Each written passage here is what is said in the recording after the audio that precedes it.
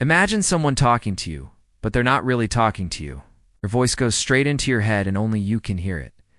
You turn around, but there's no one there. What do? You may think this is the plot of a horror movie, but it could soon become a reality with new technology that allows people to communicate directly with your inner ear. This technology is known as voice-to-skull, or V2K, also sometimes called direct brain communication, or even in more sinister terms, mind hacking. In this video, we'll explore what voice-to-skull actually is, when it was invented, who is currently being experimented on with this technology, why it's potentially dangerous, and why you should care.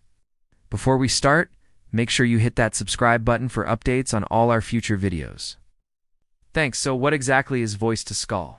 In simple terms, it's a type of technology that converts sound waves into vibrations that bypass the outer and middle ear and go straight into your brain. The result is that you hear the voice in your head without any external sound waves reaching your eardrums. It's like having a private conversation with someone right inside your mind. The concept of voice-to-skull was first proposed in the early and mid-1960s by scientists at the U.S. Naval Ordnance Laboratory in White Oak, Maryland. They were trying to find a way to communicate with Navy divers underwater, where ambient noise levels are so high that normal speech is impossible to hear. Their research led to the development of a device that could transmit low-intensity ultrasound waves through the human skull to the inner ear. The idea was that these ultrasound waves could be converted back into audible sound waves once they reached the inner ear, allowing divers to hear each other despite the surrounding noise. However, the technology didn't really take off until the 1990s, when researchers at the University of Michigan developed a non-invasive headset that could transmit sound waves to the inner ear. The headset consisted of a bone conduction transducer that was placed on the forehead and connected to an amplifier and a microphone.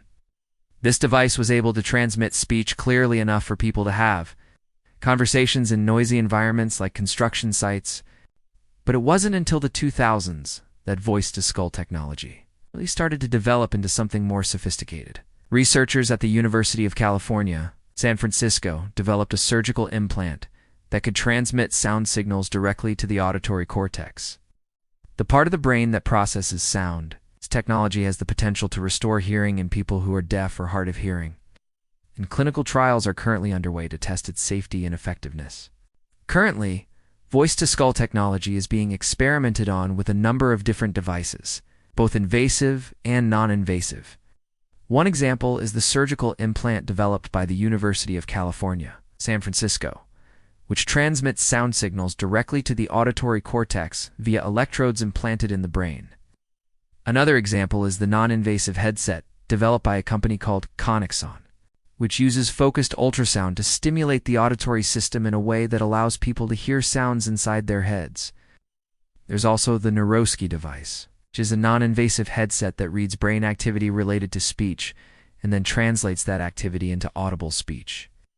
And perhaps most popular is Elon Musk's Neuralink device, which is designed to do pretty much the same thing, reading brain activity and translating it into audible speech. But why would anyone want such a device? Well, there are a number of potential applications. For example, voice-to-skull technology could allow people to communicate privately in noisy environments without others being able to eavesdrop. It could also allow people to access audio information from their surroundings without having to wear headphones, which could be useful for things like listening to music or following GPS directions while driving. Additionally, voice-to-skull technology has the potential to revolutionize the way we interact with computers. Imagine being able to control your computer with your thoughts, instead of having to use a keyboard, mouse, or voice commands. That's the promise of brain-computer interfaces like the ones being developed by Elon Musk's Neuralink. By connecting directly to the brain, these devices can translate brain activity into computer commands, allowing users to control their devices with their minds. Of course, the most obvious application of voice-to-skull technology is in the field of medicine. The ability to transmit sound signals directly to the brain could be used to treat hearing loss, tinnitus, and other auditory disorders. It could also be used to stimulate nerves in the brain to alleviate pain. In fact, this technology is already being used in clinical trials to treat severe epilepsy. The results have been promising, with many patients experiencing a significant reduction in seizures.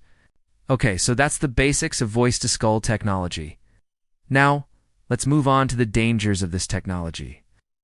Now, voice-to-skull technology is still in the experimental stages, but there are already concerns about the potential dangers of this technology. One of the main concerns is that voice-to-skull devices could be used to hack people's brains, basically to send them commands without their knowledge or consent. This could be done by exploiting vulnerabilities in the device's security or by hacking into the device's software. The potential consequences of brain hacking are really serious. It could lead to people being manipulated into doing things they would unnormally do, or even having their memories altered. Another concern is that voice-to-skull technology could be used to spy on people. Imagine a scenario where you're rehaving a private conversation with someone and someone else is able to listen in on your thoughts. This could be a major violation of privacy and could lead to all sorts of problems, especially if the people listening in on you aren't trustworthy.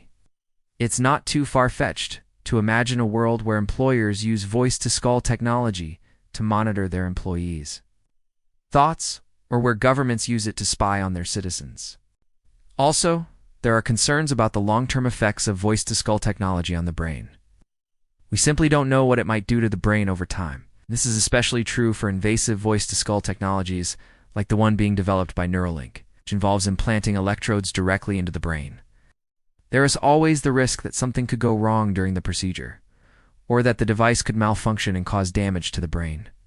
So far, the technology is still in the experimental stages, and it's too early to say what the long-term effects might be.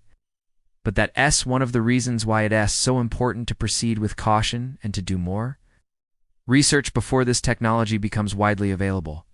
So that's some of the potential dangers of voice-to-skull technology. But why should you care? Well, whether you realize it or not, this technology could have a profound impact on your life if voice-to-skull devices become commonplace. It could change the way we communicate, work, play, and interact with the world around us. It could also raise serious ethical questions about privacy, autonomy, and the nature of consciousness itself. Whether it's being used for good or bad, voice-to-skull technology is changing what it means to be human, and we should be aware of that.